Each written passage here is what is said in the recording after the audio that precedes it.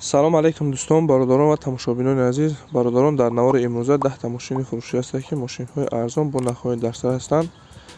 ва бародарон, дар камтари 20 мошинҳои караван гуфтагӣ буданд. 6 мошинҳои караван ҳастанд ки Opel Astra G ва Opel Astra F ҳастанд.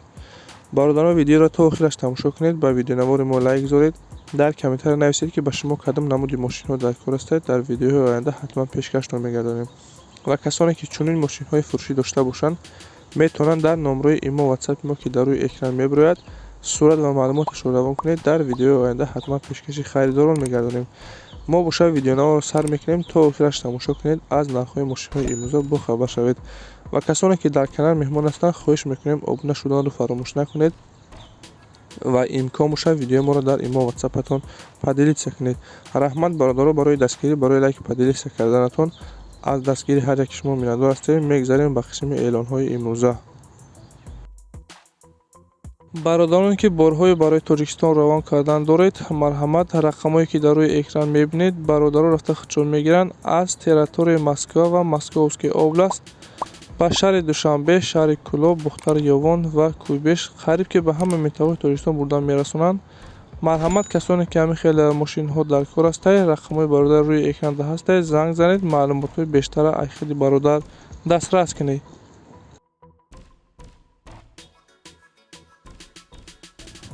ВАЗ 2109 соли барош 1996, сӯзишворӣ танҳо бензин, кузов хэтчбек, объёмаш 1.3. коробка передачаш механикаи дар ҳолати хуби техникӣ қарор дорад. мошин мега ҳолати беҳтарин даҳай, мотори раднои худшай, ягон камбудӣ надорад. қарор дорад дар шаҳри Москва. нарша 85 000 рубл мега бародаро. бо харидори аниқ боша бо мега арзоншам мекунем. касоне ки чунин мошинҳо харидор ҳастед, марҳамат, рақамаш рӯи экранда мебурояд. занг занед, маълумотҳои бештара аз худи соҳиби мошин дастрас кунед.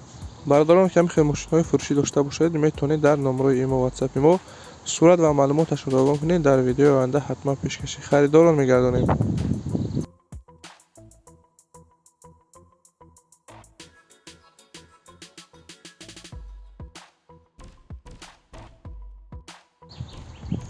Opel Astra G соли барош 2000, сӯзишворӣ газу бензин, кузов хэтчбек, объёмаш 1.6. коробка передачаш механикаи дар ҳолати хуби техникӣ қарор дорад. мошин чӣ хеле ки мебинед, состоянияш беҳтаринай. мотор, коробка ходовой ҳама 100%, раднои краска салон тоза, ягон камбудӣ надорад, дуд мега намекунад. қарор дорад дар шаҳри Ҳисор. нақша 35 000 сомон мега, бо камтар муомиларам дорад. марҳамат, бародаро, кадоме ки дар кор ҳастанд, рақамаш рӯи экранда мебурояд. занг занед, маълумотҳои бештара аз худи соҳиби мошин дастрас кунед. бародароне ки дар канал меҳмон ҳастед, хоҳиш мекунем обуна шуданро фаромӯш накунед ва имкон бошад видеои моро дар имо WhatsApp-атон падилитсия кунед. раҳмат бародаро барои дастгириятон.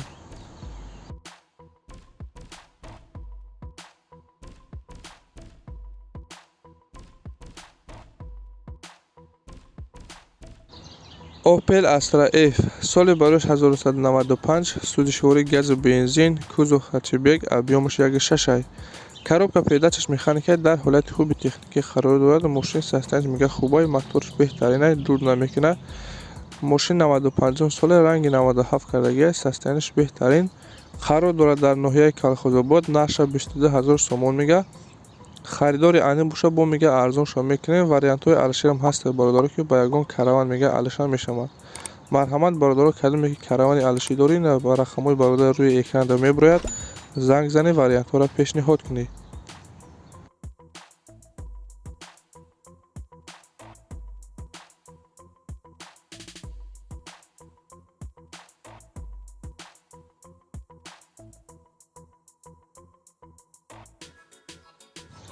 Skoda Octavia ҳастад бародаро ки A5 соли барош 2013, сӯзишворӣ газу бензин, кузов седан, объёмаш 1.6. коробка передачаш механикаи состоянияш мега беҳтаринай, ягон камбудӣ надорад. срочно фурӯхта мешавад. қарор дорад дар шаҳри Уфаи, Федератсияи Россия бародаро. нарша 550 000 рубл мега. вариантҳои алишиам ҳастанд, ба ягон мошини дар Тоҷикистон буда алишам мешавад. марҳамат, бародаро, рақамҳои Тоҷикистонаш дар WhatsApp доред, рақамҳои Россияшам ҳастай. занг занед, маълумотҳои бештара аз худи соҳиби мошин дастрас кунед.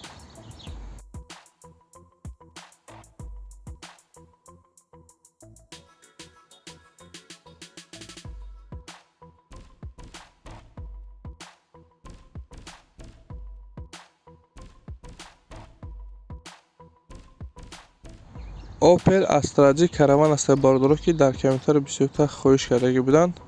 соли барӯши 2000, сӯзишворӣ газу бензин, кузов универсалӣ, объёмаш 1.6. коробка передачаш механикӣ дар ҳолати хуби техникӣ қарор дорад. Мошин ягон камбудӣ надорад, ҳамаш 100%. қарор дорад дар Исфара, наша 45000 сомон мега. Варианти алиширам ҳаст бародаро. Кадоме ки мошинҳои алишидорӣ марҳамат занг занед вариантҳоро пешниҳод кунед.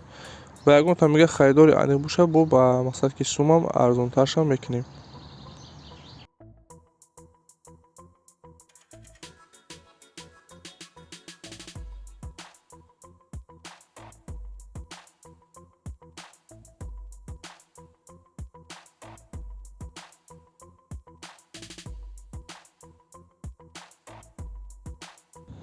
Opel Astra G соли барӯши 2003, сӯзишворӣ газу бензин, кузов универсалӣ, объёмаш 1.6.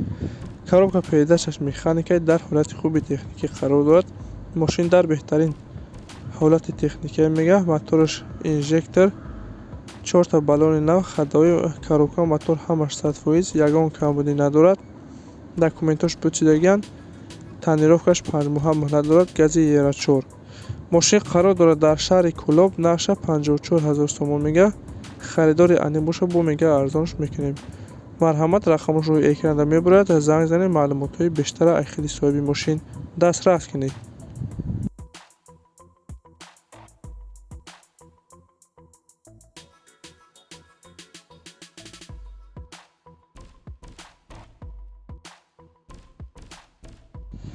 Opel Astra G соли барӯши 2000, сӯзишворӣ газу бензин, кузов универсалӣ, объёмаш 1.6. коробка передачаш механикӣ дар ҳолати хуби техникӣ қарор дорад. мошин ҳолати хубай, ягон камбудӣ надорад. илтимос мега беҳуда занг назанед, харидорои аниқ занг бизанед. мошин қарор дорад дар наҳояи Данғара, нақша 45000 сомон мега бародаро. бо арзонаш мекунад. илтимос мега харидори аниқ бошед, занг бизанед, беҳуда занг назанед.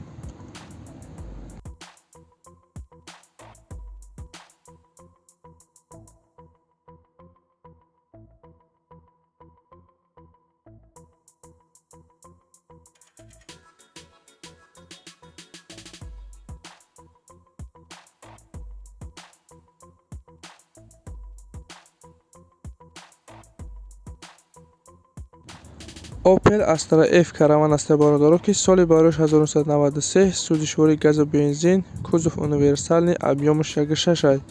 коробка передачаш механикӣ дар ҳолати хуби техникӣ мега қарор дорад. мошин қарор дорад дар шаҳри Хуҷанд, наша 14500 мега бародаро.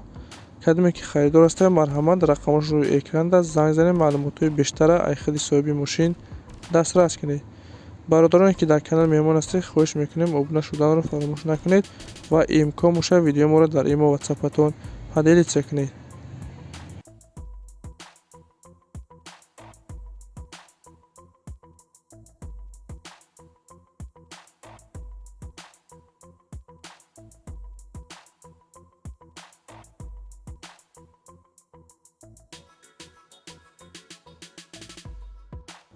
Opel Astra F соли барӯши 1994, сӯзишворӣ газу бензин, кузов универсалӣ, объёмаш 1.6.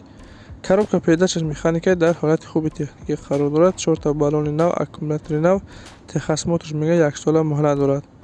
қарор дорад дар шаҳри Хуҷанд, наша 30000 сомон мега. харидори конкрет набоша, бо мега арзонаш мекунем. касоне ки харидор ҳастед, бародаро рақамаш рӯи экранда мебурад. занг занед маълумотҳои бештара аз худи соҳиби мошин дастрас кунед.